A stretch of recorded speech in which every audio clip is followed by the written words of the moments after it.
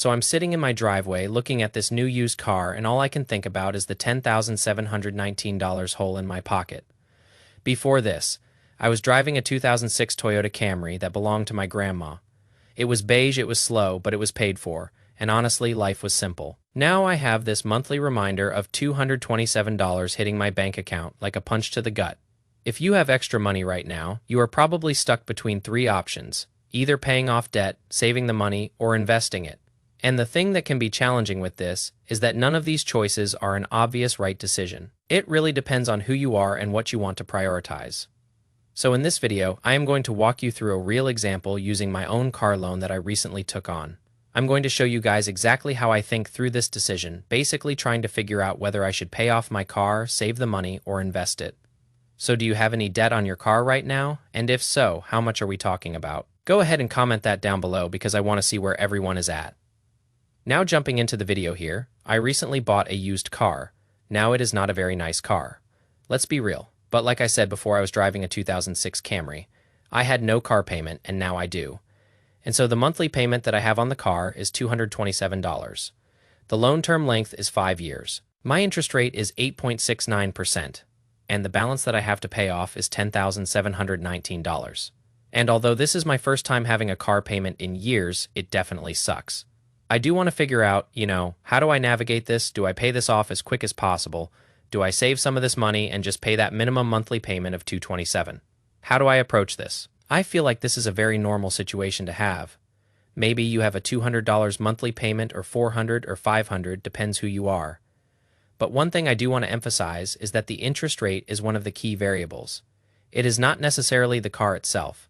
So let's pretend I don't want to pay off the car quickly and I just pay that $227 every month for the next 5 years. If I'm just doing that minimum payment for the full term, then the total interest that I would pay over that loan is $2,445.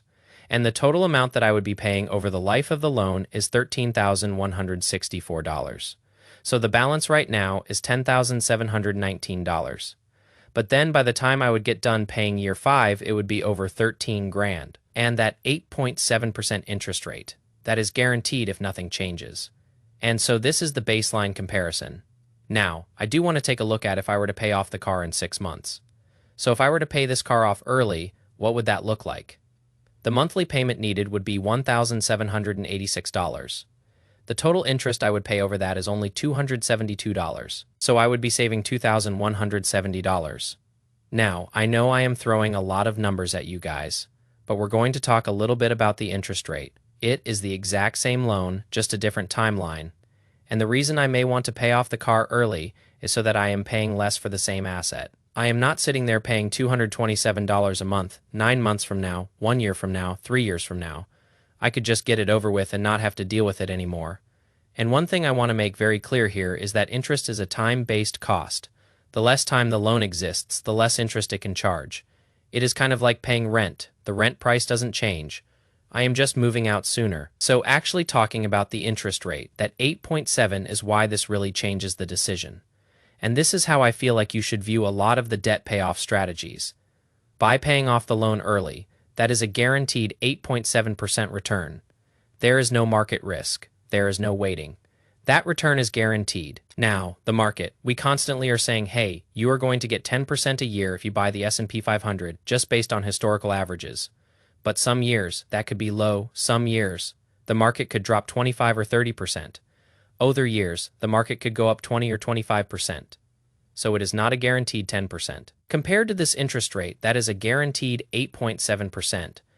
And so I feel like when it comes to paying off debt, specifically car debt, because a house is a completely different ballgame, but with the car, definitely look at how much that interest rate is. If the interest rate on this car was, let's say 1% or 2%, I wouldn't even be making this video right now. I would just keep investing my money and I would not pay off the car early. But I do feel like in this situation, paying it off early does make sense because the interest rate is pretty high. I already got my emergency fund set up, so I am good there, and being able to pay it off early is just going to kind of just de-stress and also just help my budgeting medium to long term, because then I am not having to save up $227 a month. And another thing I want to point out is if somebody were to lose their job, you still have to pay your car payment. The less expenses you have, the better. which is why I would definitely prioritize paying off this car as soon as possible. The goal for my finances is simplicity and having as low fixed expenses as possible. And that is something I even talked about in my last video if you want to get ahead financially in 2026. Because for me, I really value peace of mind as well as guaranteed savings.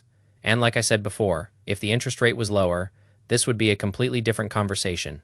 But 8.7%, yeah, I am definitely going to try to pay off that car as soon as possible. But let's talk about when paying off the car early does not make sense. The first reason it would not make sense to pay it off early is if it were to drain emergency savings, because you still want to have a cushion. There are tons of different things that could happen in life where you are going to need an emergency fund, and so depleting an emergency fund to pay off your car, I do not feel like is a smart move. Unless your emergency fund is huge and it is way more than 6 or 9 months of expenses, then I could see maybe tapping into it a little bit. But for the most part, I would not pay off your car early if you are going to drain your emergency fund first. Now, the second reason I would say paying it off early does not make sense is if this creates cash flow stress. So if you are so stressed about paying off the car early to where you are using all your extra cash and you don't really have any money left over for saving or investing, then I don't know if I would prioritize it as much. Do not let it create cash flow stress for you. That is definitely something you want to avoid. Don't get me wrong, we want to avoid that 8.7% interest rate as much as possible, but I am not going to go create cash flow stress just to do that. Now, the third reason is if I had to use a credit card or if this would force me to rely on a credit card. That is something I absolutely want to avoid. Credit cards have very high interest rates, 20, 25, 30%. It is, in my opinion, the worst form of debt that you could have. Oh shit. You do not want to be paying 25% just to avoid 8%. That makes no sense. So you always prioritize paying the credit card off before you invest or pay down a car.